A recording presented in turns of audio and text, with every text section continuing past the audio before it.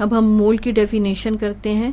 When the atomic mass of an element, molecular mass of a molecular substance या molecular compound भी हो सकते हैं, formula mass of an ionic substance, ionic compound भी हो सकते हैं, ionic mass of an ionic species is expressed in gram, then it is called mole. ये सबसे अच्छी डिटेल और इजी एक्सप्लेनेशन है, जिससे आपका कॉन्सेप्ट बड़े अच्छे तरीके से क्लियर हो जाता है। देखिए, एलिमेंट का जो स्मॉलेस्ट यूनिट होता है वो एटम होता है, तो उस एटम का हम लेते हैं एटॉमिक मास। इसी तरह मॉलिक्यूलर सब्सटेंस या मॉलिक्यूलर कंपाउंड का जो स्मॉलेस्ट यूनिट होता है वो मॉलिक्यूल, और उस मॉलिक्यूल का हम लेते हैं मॉलिक्यूलर मास। इस तरह आयनिक सब्सटेंस या आयनिक कंपाउंड का जो स्मॉलेस्ट यूनिट होता है फॉर्मूला यूनिट, और उसका हम लेते हैं फॉर्मूला मास। आयनिक स्पीशीज का स्मॉलेस्ट यूनिट होता है आयन, और हम उसका लेते हैं आयनिक मास। और इनके मैसेज को लेने के बाद हम उसको ग्राम में एक्सप्रेस करें तो वो क्या कहलाता है, मोल। इसके थ्रू हमें ये पता चल जाता है वो 4 टाइप्स के पार्टिकल्स कौन कौन से हैं। एक तो एटम है, एक मॉलिक्यूल है, एक फॉर्मूला यूनिट है और एक आयन है, ठीक है, जो बार बार हमारी ये डेफिनेशंस में आते हैं। ठीक है, हम ये सोच में पड़ जाते कि पार्टिकल्स में हम कभी हम लिख देते हैं गलती से एटम, अभी हमें भूल जाता है कि मॉलिक्यूल, मतलब न्यूमेरिकल होगा एटम का, हमने लिखा होगा मॉलिक्यूल।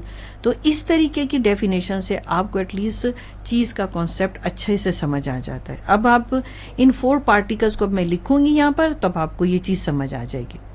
अब द अमाउंट ऑफ सब्सटेंस, ये अमाउंट ऑफ सब्सटेंस किसको कह रहे हैं, ये मोल को कह रहे हैं। ठीक है, the amount of substance which contain, मैं थोड़ी देर के लिए एवोगैड्रो वर्ड नहीं बोलती, मैं पार्टिकल बोलती हूँ ताकि मैं डेफिनेशन आसानी से समझा सकूँ।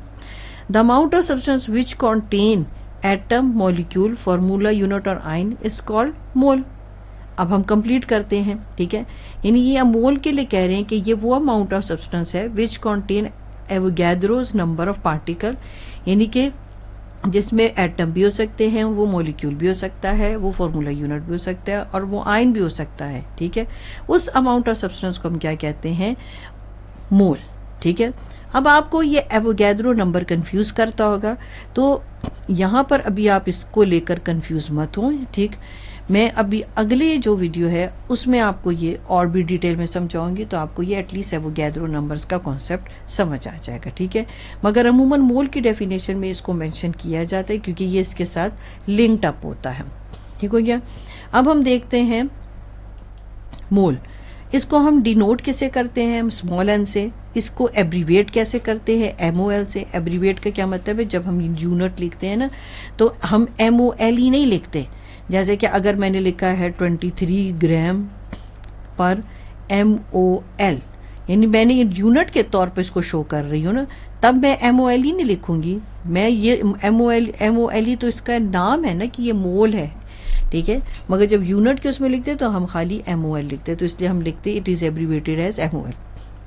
जो ये बेसिकली क्या है, इट इज़ द ऐसा unit of measuring the quantity of substance, मतलब कोई भी सब्सटेंस की हमने क्वांटिटी अगर मेजर करनी है तो हम मोल को यूज़ करते हैं। ठीक है, मैंने वो 4 जहाँ से पार्टिकल लिए थे, मैंने उनको 4 को आपके लिए शो कर दिया। ठीक है, अब 1 मोल सोडियम, यानी कि कोई एलिमेंट है, जैसे कि सोडियम एक एलिमेंट है, और उसका हमने 1 मोल उसका एक एटम का ले लिया। ठीक है, तो वो 1 मोल जो सोडियम है वो कितने के इक्वल माना जाता है, 23 ग्राम।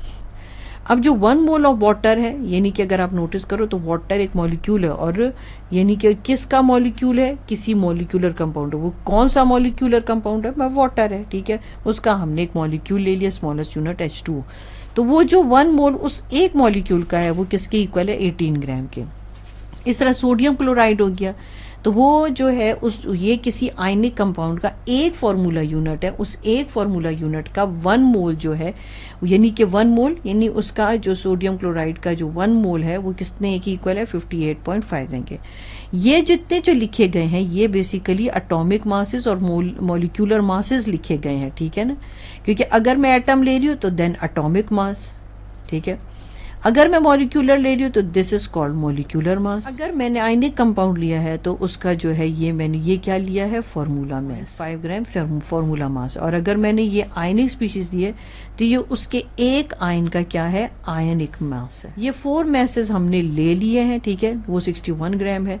तो अब आपको वो डेफिनेशन काफ़ी हद तक समझ आ गई होगी कि atomic mass of an element, कि कोई भी एलिमेंट हो सकता है, ठीक है, molecular mass of a compound, ठीक है, molecular compound, formula mass of an ionic compound, ionic mass of an ionic species express in gram is called mole, यानी कि वो 1 मोल की इक्वल है। ये बात अब आपकी इसमें क्लियर हो जाती है। जैसे देखिए कोई आयनिक स्पीशीज़ है तो उसका आपने 1 मोल लिया तो वो आपके पास क्या आ जाता है, 61 ग्राम। यानी ये जो 61 ग्राम है ये आयनिक मास है, ठीक है ना, किसका, ये जो आपके पास 1 मोल आपने एक आयनिक स्पीशीज़ जो भी सब्सटेंस आपने लिया है, ठीक है ना, जो भी आपने आयन लिया है, जो भी आप आयन लेंगे उसका आप जो है आयनिक मास लेंगे, ठीक है ना। अब अगर आप फॉर्मूला देखें इसका तो mole is equal to given mass of a substance. तो अब ये तो मैंने जर्नली आपको लिख के दिया ना कि अगर वो सब्सटेंस अगर एलिमेंट है, ठीक है, तो उसका आप एटॉमिक मास लेंगे। अगर वही सब्सटेंस आपके पास कोई मॉलिक्यूलर कंपाउंड है तो उसका मॉलिक्यूल लेंगे, और अगर आयनिक कंपाउंड है तो उसका फॉर्मूला मास लेंगे। जैसे मैं एक आपको इसमें से एक की एग्जांपल करके बता देती हूँ। जैसे मैंने मैग्नीशियम लिया, एक एलिमेंट है, ठीक है, तो उसका आपने क्या निकाल लिया, आपने एटॉमिक मास ले लिया। देखिए एलिमेंट था, मैंने आपको कहा ना, देखिए ये एलिमेंट है, तो अब एलिमेंट हमने ले लिया मैग्नीशियम, ठीक है, उसका जो है ये उन्होंने आपको उसका कोई गिवन मास दे दिया, ठीक है, 48 ग्राम। तो 48 ग्राम उन्होंने आपको दिया। जो आपने फाइंड आउट करना है वो आपने एटॉमिक मास फाइंड आउट करना है, वो आप पेरियोडिक टेबल से जो है निकाल लेते हैं, ठीक है। ये जो मैं डेफिनेशन है बेसिकली मैं इसी को इस तरह से आपको रिलेट करके बता रही हूँ, ठीक है, कि जैसे आपने पढ़ा था कि 1 मोल जो था कोई भी एलिमेंट है, ठीक है, 1 मोल ऑफ मैग्नीशियम आप कर लें तो हम किस तरह करते हैं, 24 ग्राम, ठीक है। यानी कि ये इसका क्या था, एटॉमिक मास, कितने सब्सटेंस का, 1 मोल का, ठीक है ना। तो ये आप इसको लिखने का तरीका इस तरह से होता है। तो हम फिर उसको किस तरह मोलर मास कब कहना शुरू करते, क्योंकि वो हमने 1 मोल का निकाला होता है, तो हम उसको शो इस तरह करते हैं कि मोलर मास ऑफ मैग्नीशियम क्या, 24 ग्राम पर मोल, यानी 1 मोल का 24 ग्राम आपके पास क्या जाता है, मोलर मास। तो हम उसको इस तरह यूनिट की फॉर्म में जो है इस तरह से शो करते हैं। अब 48 ग्राम तो आपको दिया गया था ना, ठीक है, उसके मोल आपने निकालने थे, तो आपने इसको इस पर कैंसिल किया, इस तरह जी भी इस पर कैंसिल हो गया, पर मोल था, अब वो डिनोमिनेटर से न्यूमरेटर में आ जाएगा, तो उसके ऊपर जो -1 है वो जो है वो ख़त्म हो जाएगा, और आपके पास मोल जो है आप उसको इस तरह से शो कर देंगे। तो इस तरह मतलब कि आप जब क्वेश्चन सॉल्व करेंगे तो हम मोल को किस तरह से लिखेंगे, गिवन मास ओवर मोलर मास, यानी कि वो इसको सबों को जर्नली आप उसको यूं शो कर रहे हैं, ठीक है। मगर आपको पता है कि अगर आपने एलिमेंट लिया तो उसका एटॉमिक मास होगा, अगर कंपाउंड लिया तो मोलिकुलर मास होगा, और आयनिक कंपाउंड लिया तो उसका फॉर्मूला मास होगा, ठीक हो गया। की डेफिनेशन देख ली आपने, उसका फॉर्मूला देख लिया, ठीक है। अब आपने अक्सर न्यूमेरिकल में जब हम न्यूमेरिकल करेंगे तो आप देखेंगे कि आप लिखते हैं mole is equals to given mass over molar mass, ठीक है। मैं अब आपको ये बता रही हूँ कि वो मोलर मास लिखने के पीछे वजह क्या होती है। देखिए आप मोलर मास की डेफिनेशन समझे तो आपको खुद ब खुद समझ आ जाएगा। The mass of 1 mole of a substance called molar mass, इसका यूनिट ग्राम पर मोल होता है, ठीक है। ये बेसिकली आपको क्या बता रहे हैं कि जो सोडियम का मोलर मास है वो क्या है, 23 ग्राम पर मोल, यानी कि आपके जो 1 मोल जो मैस है वो बता रहा है बेसिकली, ठीक है ना, है मैस ऑफ। मैं अगर एरो को जिस तरह से रीड कर रही हूँ ना, जिस तरह से मैं रीड करी उस तरह से मैं एरो भी ड्रॉ कर रही हूँ। देखिए mass of 1 mole of a substance, इस तरह देखिए 18 ग्राम डिवाइडेड बाय मोल है ना, तो इसका क्या मतलब है कि 18 ग्राम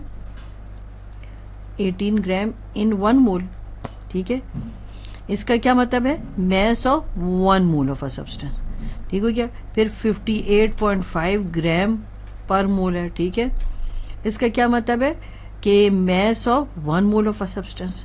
तो उसको आप क्या कहते हो, मोलर। आप देख रहे हैं मोल की आपने डेफिनेशन सीख ली, given mass of a substance. ठीक है, जब भी आपके क्वेश्चन में वो कोई ना कोई डिफरेंट मैसेस आपको देंगे, ठीक है, जो भी एलिमेंट दें, जो भी आपको वो कंपाउंड दें, या जो भी आपको आयनिक कंपाउंड या आयनिक कंपाउंड दे दें आपको, या कोई भी मॉलिक्यूलर कंपाउंड दे दे, या कोई भी आपके पास एलिमेंट दे दे, ठीक है ना, तो फिर आप उसके अकॉर्डिंगली यहाँ पर जो है डिनोमिनेटर में आप उनके मोलर मैसेस लगाएंगे। ठीक है, अक्सर स्टूडेंट्स ये क्वेश्चन पूछते हैं कि मोल की डेफिनेशन में तो हम एटॉमिक मास और मॉलिक्यूलर मास फार्मूला मास लिखते हैं, मगर जब हम कैलकुलेशन कर रहे होते हैं तो मोलर मास क्यों लिखते हैं। तो चलें मैं आपको ये बात भी समझा दूँ। ठीक है, अब जो मोलर मास है वो क्या होता है, वो भी बेसिकली वन मोल का जो है वो वेट होता है। ठीक है ना, 1 मोल का मास होता है आपके पास। अब ये देखिए, जैसे कि हम ये शो कर रहे हैं कि सोडियम का जो मोलर मास है वो आपके पास क्या है, 23 ग्राम है, और मैं लिख रही हूँ पर मोल, यानी कि इसको हम रीड करते हैं, हम जिस तरह से रीड कर रहे हैं वही हमारी डेफिनेशन हो जाती है। देखिए है, ये देखिए mass of 1 mole of a substance, ठीक हो गया ना, ये देखिए 23 ग्राम, यानी कि mass of 1 mole of substance, तो हम लिखते हैं 23 ग्राम पर मोल। फिर मैं लिखती हूँ 18 ग्राम डिवाइडेड बाय 1 मोल। ठीक है, mass of 1 mole of a substance, तो अगर 1 मोल ऑफ सब्सटेंस का मास होगा तो उसको हम बोलेंगे क्या, मोलर मास। ठीक हो गया। इस तरह 58.5 ग्राम पर मोल, यानी कि mass of 1 mole of a substance. 17 ग्राम पर मोल, यानी कि mass of 1 mole of a substance. ठीक हो गया ना, ये मोलर मास ऑफ OH हो गया, ये molar mass of sodium chloride हो गया। ठीक हो गया। तो अब अगर आपके पास एटॉमिक मास आता है, सपोज अगर कोई एलिमेंट वो ऊपर लिख रहे हैं, तो फिर आप क्या करेंगे, आप एटॉमिक मास लेंगे, और एटॉमिक मास भी अब कैसे लोगे, आप उसका मोलर मास लेंगे। चले हम न्यूमेरिकल के थ्रू ये चीज़ सीख लेते हैं। ठीक है, अब ये देखें मोल की डेफिनेशन अब आपके पास कुछ इस शेप में अब आ गई है। ठीक है, क्योंकि हमने न्यूमेरिकल सॉल्व करना है। Given mass of a substance, ठीक है, वो कुछ भी हो सकता है, वो क्या क्या हो सकता है, वो कोई एलिमेंट भी हो सकता है। ठीक है, वो कोई आपके पास मॉलिक्यूलर कंपाउंड भी हो सकता है। ठीक है, वो कोई आयनिक कंपाउंड भी हो सकता है।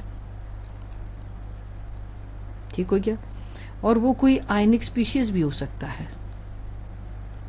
ठीक है, अब इनके अकॉर्डिंग ही आप उनके मोलर मैसेज लिखेंगे। अगर एलिमेंट है तो उसके मोलर मैस में आप क्या लिखोगे, आप एटॉमिक जो है वो एटम का मोलर मास लिखेंगे, और अगर मॉलिक्यूलर कंपाउंड है तो फिर आप मॉलिक्यूल का मोलर मैस लिखेंगे, और अगर आयनिक कंपाउंड है तो फिर आयन का आप जो है मोलर मैस लिखेंगे।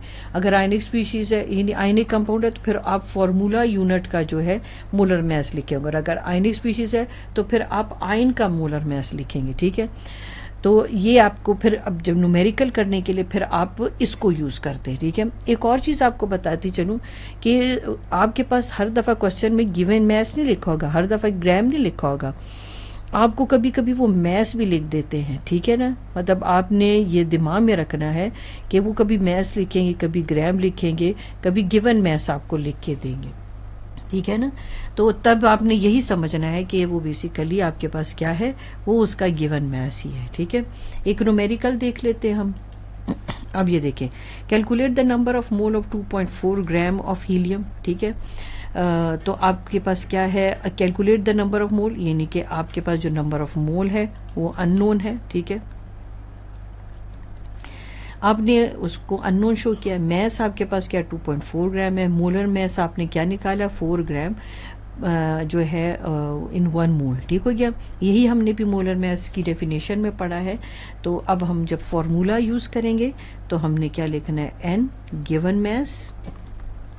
आप कभी GM मत लिखना, ठीक है, क्योंकि अमूमन पेपर में वो ये बात समझते नहीं है और वो आपकी जो है वो चीज़ को कैंसिल कर देते हैं। और यहाँ पर बस आप पूरा वर्ड लिखिए ना, मोलर मैस। ठीक है ना, क्योंकि अमूमन देखने में आया है कि बाज़ मरतबा स्टूडेंट ऐसे लिखते हैं ना GM ओवर MM, तो ये चीज़ काट दी जाती है। तो आपने ऐसे बिल्कुल भी नहीं करना। ठीक है ना, क्योंकि हर शख्स तो इस बात को नहीं समझता ना। तो गिवन मैस क्या आपने शॉर्टकट बनाया हुआ है, अब आपके पास गिवन मैस क्या आ गया 2.4 ग्राम हो गया। ठीक हो गया ना, और मोलर मैस आपके पास क्या हो गया 4 ग्राम मैं यूं लिख देती हूँ आपको, ताकि जब मैं इसका यूनिट दिखाऊँ आपको ना, तो आपको ये चीज़ समझ, क्योंकि आप ऐसे लिख सकते हैं, ठीक है, पर मोल हम ऐसे भी लिख सकते हैं। अब देखिए ग्राम ग्राम कैंसिल हो गया। अब आप क्या करें, 2.4 को जो है आप 4 पे डिवाइड कर लें, तो आपके पास क्या आंसर आ जाएगा, 0.6। अब ये जो मोल है इसके ऊपर माइनस साइन है, जब आप इसको न्यूमरेटर में शिफ्ट करेंगे तो इसका साइन क्या हो जाएगा, प्लस। आपको पता है कि हम प्लस और 1 लिखे ना लिखे उससे फ़र्क नहीं पड़ता, क्योंकि वो होता ही है लिखा हुआ, ठीक है ना, मतलब आपको पता ही है, तो इससे कोई फ़र्क नहीं पड़ता। अब आपने नोटिस किया कि आप मोल निकाल रहे थे और आपका यूनिट मोल कैसे आ गया, और हम यहाँ मोलर मैस क्यों लिख रहे थे, क्योंकि हमें मोलर मैस को लिखना पड़ता है, क्योंकि आप जब भी इस तरह से न्यूमेरिकल करते हैं, अब देखिए ये ग्राम ग्राम कैंसिल हो गया और सीधा से आपके पास मोल का जो यूनिट था आपने शो कर दिया, ठीक हो गया। अब हम करते हैं एवोगैड्रोस नंबर, ठीक है, इनको एवोगैड्रोस नंबर भी कहते हैं और इसको रिप्रेजेंटेटिव पार्टिकल्स भी कहते हैं, ठीक है। The number of particles atom, अब आपको वर्ड पार्टिकल बड़े अच्छे से समझ आएगा, ठीक है, ठीक है। The number of particles atom molecules formula unit ions present in 1 mole of a substance is called Avogadro number. अब जब आप मोल की डेफिनेशन में वर्ड एवोगैड्रो पढ़ रहे थे तो वो आपको थोड़ा सा कंफ्यूज कर रहा था, मगर अब आपको ये समझ आ जाएगा, ठीक है। देखिए मैं फिर रीड कर रही हूँ, द नंबर ऑफ पार्टिकल्स, यानी पार्टिकल में से 4 कोई भी हो सकते हैं। ये पार्टिकल अगर 1 मोल ऑफ सब्सटेंस में प्रेजेंट हो तो उसको क्या कहते हैं, एवोगैड्रो नंबर, और हम उसको किस तरह से शो करते हैं, Na से। इसकी वैल्यू क्या होती है, 6.022 इंटू 10⁻23, और इसका यूनिट क्या होता है, पर मोल, यानी कि हमने 1 मोल में कैलकुलेशन की। देखें अभी फिर आप इस एग्जाम्पल से बहुत अच्छे से समझेंगे, यानी कि 1 मोल ऑफ सोडियम कॉन्टेन इतने एटम्स, ठीक है। इसी तरह 1 मोल ऑफ वाटर कॉन्टेन इतने मॉलिक्यूल, इसी तरह 1 mole of sodium chloride contain इतने फॉर्मूला यूनिट, ठीक है। यानी कि 1 मोल सोडियम में कितने एटम्स हैं, इतने एटम्स हैं। 1 मोल ऑफ वाटर में कितने मॉलिक्यूल है, इतने मॉलिक्यूल है। 1 मोल ऑफ सोडियम क्लोराइड में कितने फॉर्मूला यूनिट है, इतने फॉर्मूला यूनिट है, ठीक है। The number of particle atom molecule formula unit present in 1 mole of substance, देखो इतने पार्टिकल किसमें किसमें मौजूद है, 1 मोल ऑफ कोई भी आपके पास सब्सटेंस है, तो उसको हम क्या कहते हैं, अगर इतने नंबर ऑफ पार्टिकल अगर 1 मोल में है तो उसको हम क्या कहेंगे, एवोगैड्रो नंबर। अगर इतने नंबर ऑफ पार्टिकल 1 मोल में है तो हम उन पार्टिकल्स को क्या कहेंगे, एवोगैड्रो नंबर, ठीक है। अब ये पर मोल है ना, देखो 1 मोल में है ना, कि तो इसलिए इसकी का यूनिट भी पर मोल आया आपके पास, ठीक हो गया। अब इसका जो लास्ट आप देखें वो भी देख सकते हैं, 1 मोल ऑफ OH में कितने आइंस हैं, 1 मोल ऑफ OH कॉन्टेन इतने आइन। तो अगर इतने पार्टिकल्स आपके 1 मोल में एग्जिस्ट करते हैं तो वो ये क्या पार्टिकल्स कहलाते हैं, ये तो एवोगैड्रो नंबर्स हैं। फॉर्मूला देख लें, एक ही फॉर्मूला है, खाली आपको उसको समझना है कि उसको लिखा कैसे किया है।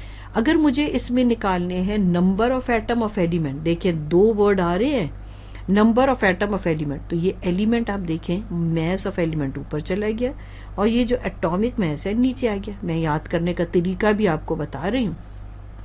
Number of atom of element multiply हो जाते किससे, एवोगैड्रो नंबर से, ठीक है।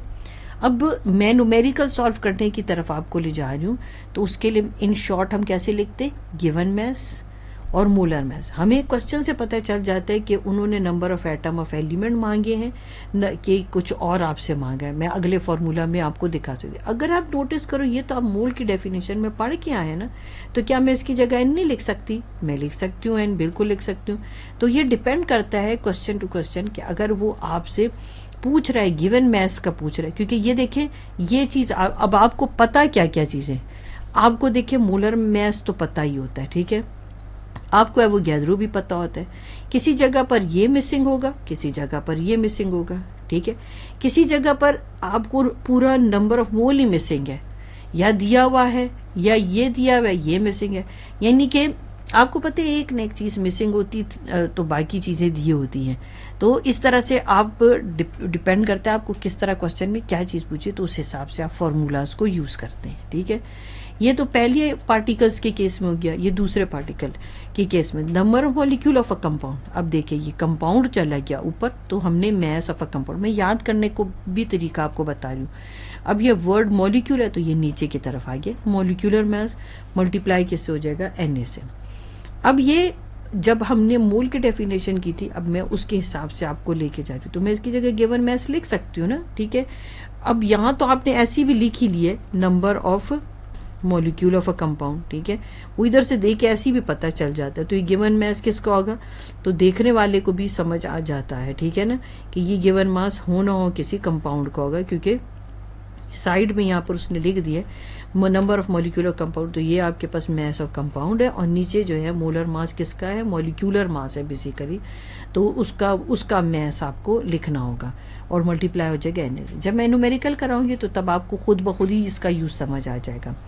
इसकी जगह, क्योंकि मोल की डेफिनेशन में तो हम उसकी जगह N भी लिख सकते हैं, ये मैंने दूसरा फॉर्मूला भी आपको बता दिया। आपने नोटिस किया ये काफ़ी मिलते हैं, खाली आपको मैंने अगर ये साइड की चीज़ जो है ये भी मैं तकरीबन आपको मोल की डेफिनेशन में याद करा चुकी हूँ। Number formula unit of an ionic compound, तो अब देखो आयनिक कंपाउंड चला गया ऊपर, mass of an ionic compound, और फॉर्मूला मास नीचे आ गया आपके पास, ठीक हो गया। अब आपके पास क्या है, हम मोल की डेफिनेशन में तो ये पढ़कर आए थे, और ये मल्टीप्लाई हो जाएगा Na से, कि इसको हम गिवन मैस और मोलर मैस की शक्ल में लिख सकते हैं। अगर आपने डेफिनेशन को आसान ये दूसरी फॉर्म में भी लिखना है तो आप वो भी लिख सकते हैं।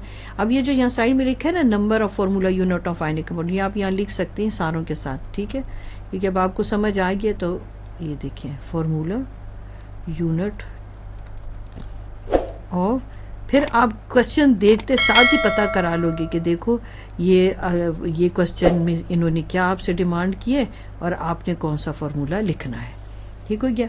लास्ट देख लेते हैं जल्दी से, number of ions of an ionic species, तो वही काम आपने करना है कि जो आपके पास आयनिक स्पीशीज है वो उधर ऊपर चला जाएगा, mass of an ionic species हो जाएगा, ठीक है, और ये जो आइंस है तो आयनिक मैस हो जाएगा, और Na तो अब हम उसको अपने फॉर्मूला के हिसाब से लिख रहे हैं, आसान कर रहे हैं, given mass over molar mass, इसकी जगह हम N भी लिख सकते हैं और Na। ये जो ये स्टेटमेंट है ये ऐसे के ऐसे ही आ जाएगी, ठीक हो गया। यहाँ पर आपका ये एवोगैड्रो का टॉपिक ख़त्म हो गया, मोल का टॉपिक कंप्लीट हो गया।